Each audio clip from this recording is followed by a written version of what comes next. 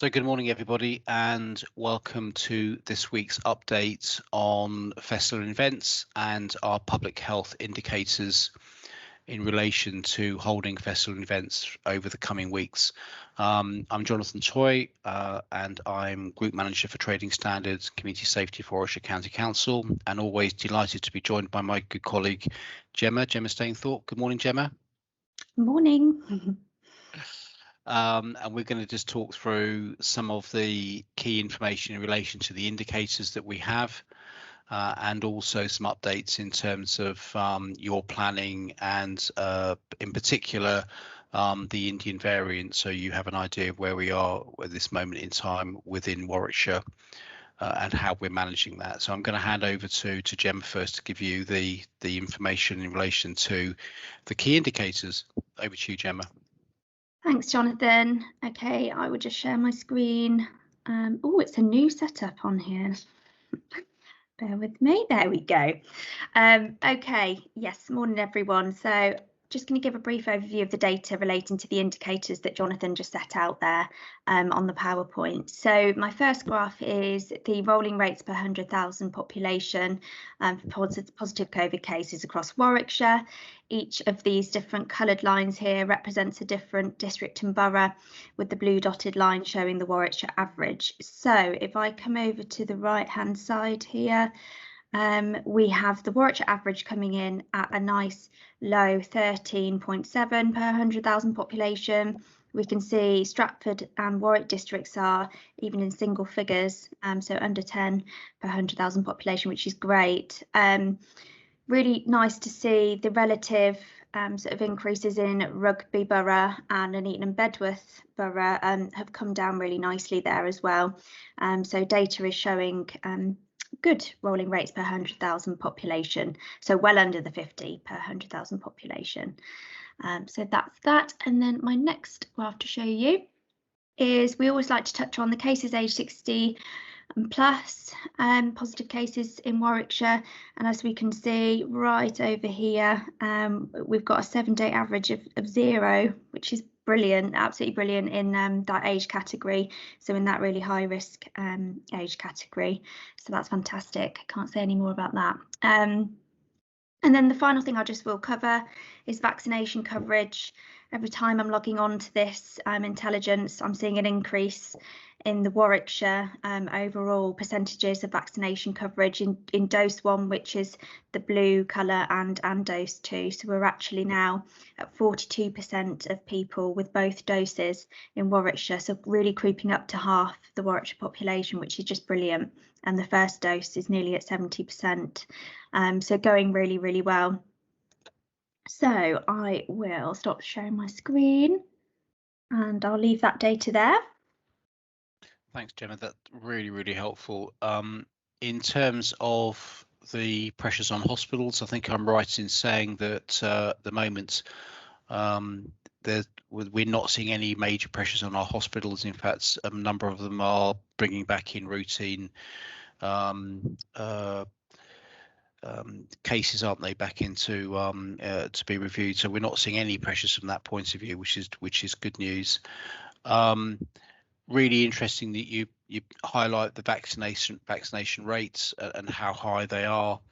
For people listening to this call, anything we can do to encourage any of those age groups, particularly the higher risk age groups, the 50 plus, you know, we really want to see those figures hitting 100%. That's what we really want to see. And we know that some of the impacts on the Indian variant that we're seeing across the country is very much focused on those people who may not have taken the option to have their first vaccination. And anything we can do, anything callers can do on this line to encourage that would be hugely welcome. In terms of the Indian variant itself, we've had a small outbreak of the Indian variant in Nuneaton and Bedworth.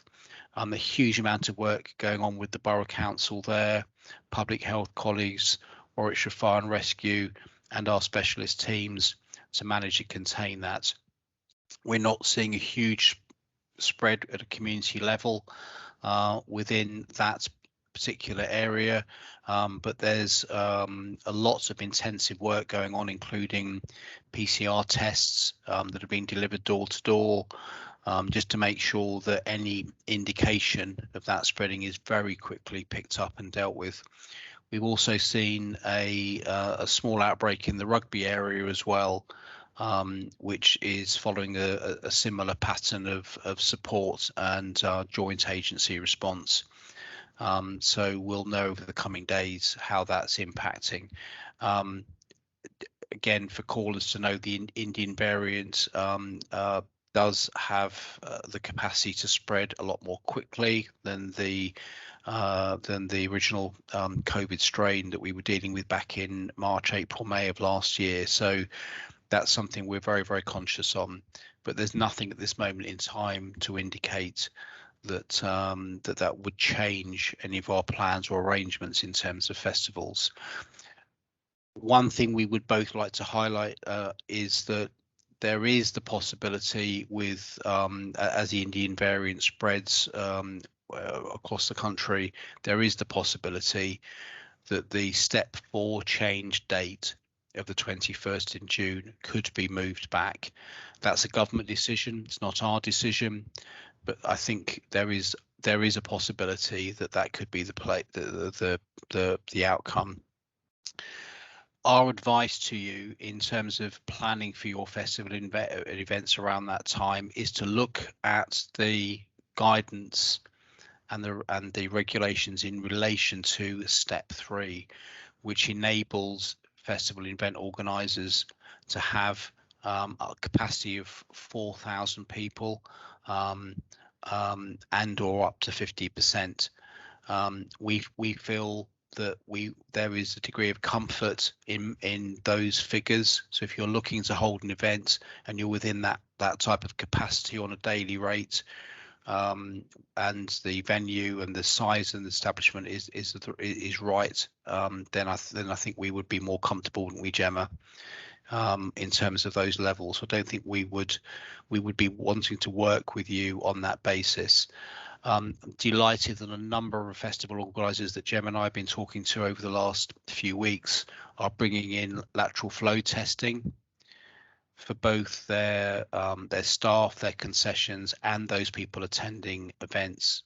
There's very good government arrangements in terms of home testing that can then be logged through the NHS system, which provides a text message that confirms that you have a COVID negative result. And if that's done within the 24-hour period of someone attending a festival or event, that would give you some really good comfort that those people attending are more likely not to have COVID related symptoms.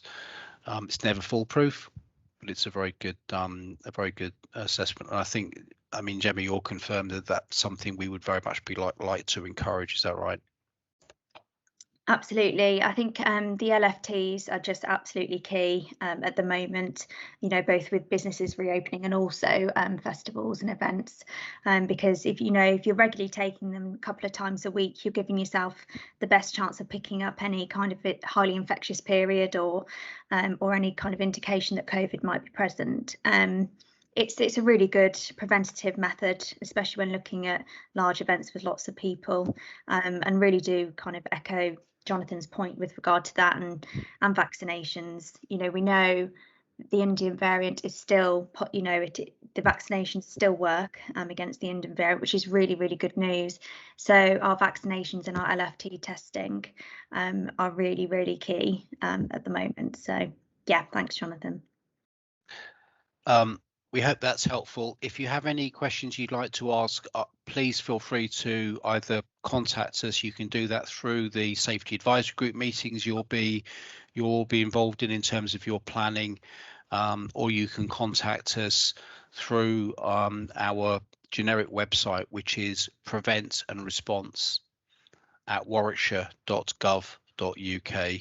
Please feel to drop us an email, and then we can pick up and give you some further advice if that would be helpful.